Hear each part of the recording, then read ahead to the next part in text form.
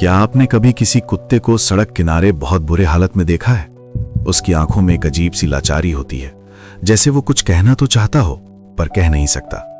क्या आपने कभी किसी बैल को भारी बोझ ढोते हुए देखा है, जिसकी आंखों से आंसू बह रहे हों? हम अक्सर उन्हें देखकर सोचते हैं कि बेचारा जानवर है, पर क्या आपने कभी ये सोचा है कि उस जानवर की खाल के अंदर कौन है? क्या पता वो आत्मा जो आज उस कुत्ते या बैल के शरीर में तड़प रही है, पिछले जन्म में कोई बड़ा सेठ, कोई विद्वान या शायद आप और हम जैसा ही कोई इंसान रही हो। आज हम एक ऐसे सत्य का सामना करने जा रहे हैं जो शायद आपको डरा दे, लेकिन ये डर जरूरी है, क्योंकि गरुड़ पुराण कहता है कि ये जरूरी नहीं कि इंसान मरने के बाद इंसान ही बने। 84 लाख योनियां यानी 84 लाख अलग अलग तरह के शरीर इस ब्रह्मांड में मौजूद हैं, और ये शरीर केवल जीव जंतु नहीं है, ये जेल की कोठरियां हैं। जैसे जेल में अलग अलग अपराध के लिए अलग अलग बैरक होते हैं, चोरी के लिए अलग, हिंसा के लिए अलग, वैसे ही प्रकृति ने अलग अलग पापों के लिए अलग अलग शरीर बनाए हैं।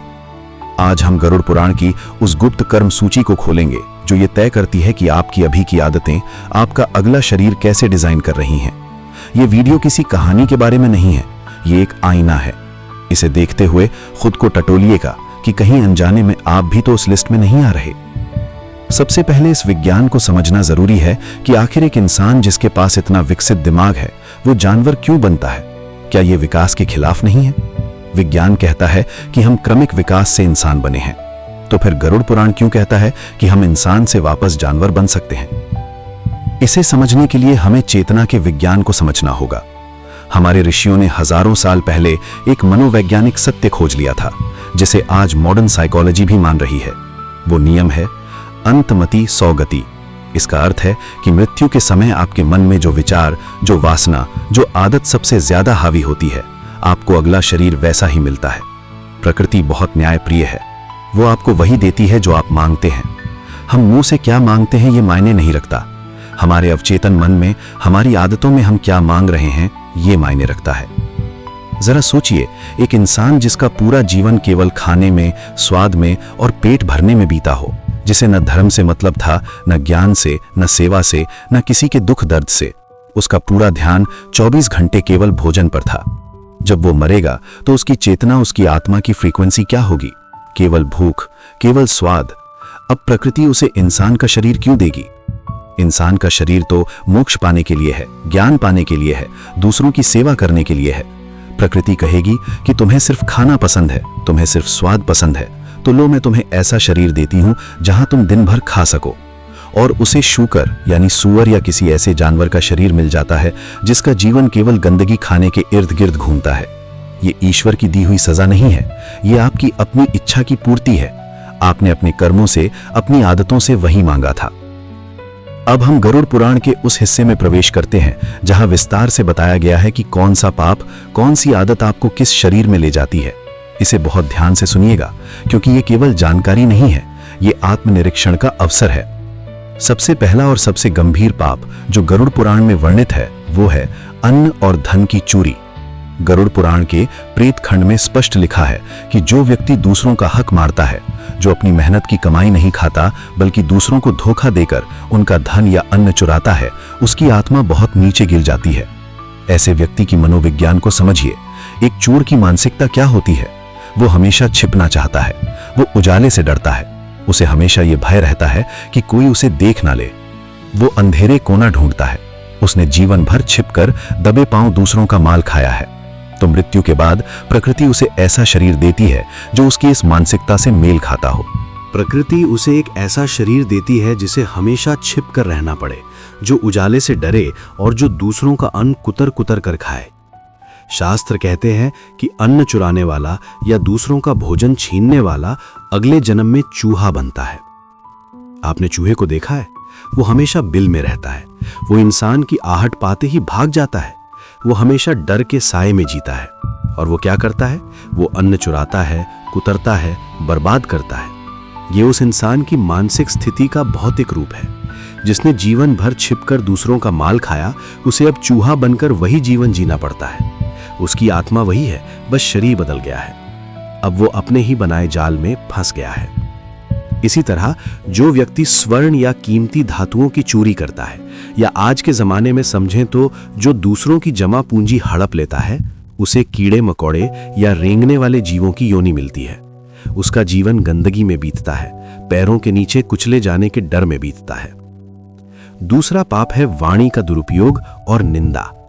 आज के कलयुग में यह सबसे बड़ा और सबसे आम पाप है। हम अपनी जबान से कुछ भी बोल देते हैं, हमें अंदाजा भी नहीं होता कि हमारे शब्द हमारे भविष्य का निर्माण कर रहे हैं। किसी का अपमान करना, गुरु या बड़ों को अपशब्द कहना, या पीठ पीछे किसी की बुराई करना, जिसे हम चुगली कहते हैं। गरुड़ पुराण कहता है कि जो व्यक्ति अपने गुरु की निंदा करता है, या जो वेदों और शास्त्रों का मजाक उड़ाता है, या जो बिना वजह दूसरों पर चिल्लाता रहता है, उसका अगला जन्म कुत्ते के रूप में होता है। क्यों? क्योंकि कुत्ता क्या करता है? वो अकारण भौंकता है। उसे समझ नहीं होती कि सामने कौन है, वो बस भौंकता है। उसका काम है शोर मचाना, दूसरों को डराना और अपनी वफादारी का झूठा प्रदर्शन करना। जिस इंसान ने जीवन भर अपनी वाणी का इस्तेमाल केवल दूसरों पर भौंकने यानी चिल्लाने या निंदा करने में किया, प्रकृति उसे कुत्ते का शरीर दे देती है। आपने देखा होगा कि कई आवारा कुत्ते बिना वजह राह चलते लोगों पर भौंकते हैं और मार खाते हैं, पत्थर खाते हैं, दुत्कारे जाते हैं। ये उन आत्माओं की पीड़ा है जिन्होंने अपनी वाणी का सही इस्तेमाल नहीं किया। उन्हें अब भी बोलने की आदत है, लेकिन अब उनके मुंह से शब्द नहीं, केवल शोर निकलता है। वे कुछ कहना चाहते हैं, लेकिन अब कोई उनकी नहीं सुनता। सब उन्हें दूर भगाते हैं। और जो व्यक्ति हमेशा झूठ बोलता है, जो गवाही झूठ ही देता है जिससे किसी निर्दोष को सजा हो जाए, शास्त्र कहते हैं कि वो अगले जन्म में उल्लू बनता है। उल्लू जिसे दिन का उजाला यानी सत्य दिखाई नहीं देता, वो केवल अंधेरे यानी झूठ में देख सकता है। जिसने सत्य को नकारा, जिसने प्रकाश को नकारा, उसे प्रकृति हमेशा के लिए अंधेरे में डाल देती है। उसका दिन रात बन जाता है और रात दिन। तीसरा पाप है काम वासना और अवैध संबंध। गरुड़ पुराण इस मामले में बहुत सख्त है। जो पुरुष या स्त्री अपनी मर्यादा लांघते हैं, जो अपने जीवन साथी को धोखा देते हैं, या जिनकी नजर हमेशा दूसरों की आबरू पर होती है, उनका अगला जीवन बहुत कष्टकारी होता है। शास्त्रों के अनुसार जो व्यक्ति बलात्कारी है या जो महिलाओं का शोषण करता है, वो अगले जन्म में भेड़िया या कुत्ता बनता है, या फिर उसे एक बहुत ही भयानक योनि मिलती है जिसे ब्रह्म राक्षस या बेताल कहा जाता है। उसे ऐसी योनि मिलती है जहां वो अपनी वासनाओं का गुलाम होता है, लेकिन उन्हें तृप्त नहीं कर पाता। उसे भूख लगती है पर खा नहीं सकता, प्यास लगती है पर पी नहीं सकता। उसके भीतर की आग उसे जलाती रहती है। एक और भयानक वर्णन आता है कि जो व्यक्ति अपने मित्र की पत्नी के साथ विश्वासघात करता है या मित्र को धोखा देता है, वो अगले जन्म में गधा बनता है। गधा जो पूरा जीवन केवल भार ढोता है, जिसे कोई सम्मान नहीं मिलता, जिसे केवल डंडे मिलते हैं, जिसकी कोई अपनी बुद्धि नहीं होती। ये उस विश्वासघात का फल है जिसने मित्रता के पवित्र रिश्ते का भार नहीं उठाया। उसे अब ईंट पत्थर का भार उठाना पड़ता है। ये प्रकृति का व्यंग्य है। चौथा पाप है हिंसा और क्रूरता। जो लोग बात बात पर हिंसा करते हैं, जो निर्दोष जानवरों को मारते हैं या जिन्हें दूसरों को तड़पाने में मजा आता है, आज हम देखते हैं कि लोग शौक के लिए शिकार करते हैं या जानवरों को सताते हैं। गरुड़ पुराण कहता है कि हिंसा करने वाले व्यक्ति के भीतर एक भयानक ताप और जहर भर जाता है। उसकी रगों में दया नहीं, क्रूरता बहती है। ऐसा व्यक्ति अगले जन्म में हिंसक पशु बनता है, जैसे शेर, बाघ या फिर बिच्छू और सांप। विशेषकर वो लोग जो छिपकर वार करते हैं, जो ईर्ष्या में जलते रहते हैं और मौका मिलते ही डस लेते हैं, जो सामने मीठे होते हैं लेकिन पीठ पीछे छुरा घोंपते हैं, वे अगले जन्म में सांप बनते हैं। एक सांप का जीवन कैसा होता है जरा सोचिए। वो हमेशा अकेला रहता है, उसका कोई दोस्त नहीं होता, हर कोई उससे नफरत करता है। उसे देखते ही लोग मारने दौड़ते हैं, लाठियां बरसाते हैं, और वो हमेशा अपने बिल में, अंधेरे में, जमीन के नीचे सिकड़ा रहता है। उसके मुंह में जहर होता है, इसलिए कोई उसे प्यार नहीं करता। जरा सोचिए, क्या आप ऐसा जीवन चाहते हैं जहां हर कोई आपको देखते ही मारने के लिए पत्थर उठा ले, जहां आप किसी के गले ना लग सकें क्योंकि आप जहरीले हैं? यही सांप की योनि है। ईर्ष्या इंसान को अंदर ही अंदर जलाती है और अंत में उसे विषैला बना देती है। पांचवां पाप है घमंड और अहंकार। क्या आपको अपने धन, अपने रूप या अपनी ताकत पर घमंड है? क्या आप दूसरों को तुच्छ समझते हैं? क्या आपको लगता है कि बाकी सब बेवकूफ हैं और सिर्फ आप समझदार हैं? गरुड़ पुराण में कथा आती है, यहां बताया गया है कि जो व्यक्ति दूसरों को हमेशा नीचा दिखाता है, वो अगले जन्म में कौवा बनता है। कौवा जो हमेशा कांव कांव करता है, जिसे कोई पसंद नहीं करता। लोग उसे अपशकुन मानते हैं। और सबसे बड़ी बात, कौवा उड़ता तो आकाश में है, लेकिन उसकी नजर हमेशा नीचे गंदगी पर होती है। वो सड़ा गला मांस खाता है। अहंकार इंसान को अंधा कर देता है। उसे लगता है कि वो सबसे ऊपर है, इसलिए प्रकृति उसे ऐसी योनि देती है जहां वो ऊपर तो उड़ता है पक्षी बनकर, लेकिन उसका भोजन गंदगी होती है। ये अहंकार की असली जगह है। आप जितना खुद को बड़ा समझेंगे, प्रकृति आपको उतना ही नीचे गिराएगी, ताकि आप विनम्रता का पाठ सीख सकें। छठा पाप है कर्ज ना चुकाना। यह बहुत ध्यान से सुनिएगा, क्योंकि आज के समय में यह बहुत आम है। हम बैंक से लोन लेते हैं, दोस्तों से उधार लेते हैं और फिर सोचते हैं कि अगर नहीं चुकाया तो क्या हो जाएगा। हम सोचते हैं कि हम चालाक हैं, हमने सामने वाले को ठग लिया। लेकिन गरुड़ पुराण कहता है कि यह सबसे महंगा सौदा है जो आपने किया है। शास्त्र कहते हैं कि अगर आप किसी का कर्ज चुकाए बिना मर जाते हैं जानबूझकर, तो आपको अगले जन्म में उस व्यक्ति के घर में पशु बनकर जन्म लेना पड़ता है, घोड़ा, बैल, भैंस या कुत्ता बनकर। और तब तक उसके लिए काम करना पड़ता है, तब तक पसीना बहाना पड़ता है, जब तक कि आपकी मेहनत से उसका एक एक पैसा, एक एक पाई ब्याज सहित वसूल ना हो जाए। आपने देखा होगा कि कुछ जानवर अपने मालिक के लिए जी जान लगा देते हैं। मालिक उन्हें मारता है, भूखा रखता है, फिर भी वे वफादार रहते हैं, छोड़कर नहीं जाते। ये वही आत्माएं हैं जो अपना पुराना कर्ज चुका रही हैं। वे किसी जंजीर से नहीं बंधी हैं, वे अपने कर्मों के कर्ज से बंधी हैं। इसलिए हमारे बुजुर्ग कहते थे कि कर्ज लेकर मरना नहीं चाहिए। ये मुक्ति नहीं होने देता, ये आत्मा को बांध लेता है। ये एक ऐसा खाता है जिसे बंद करना ही पड़ता है, आज नहीं तो कल, इस जन्म में या अगले जन्म में।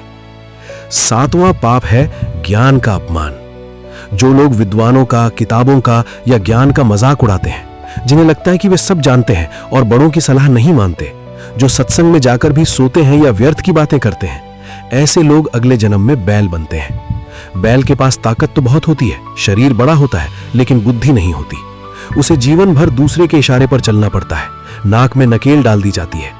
जिसने विवेक का इस्तेमाल नहीं किया, जिसने बुद्धि का सम्मान नहीं किया, उससे प्रकृति बुद्धि छीन लेती है, उसे एक जड़ बुद्धि जानवर बना देती है।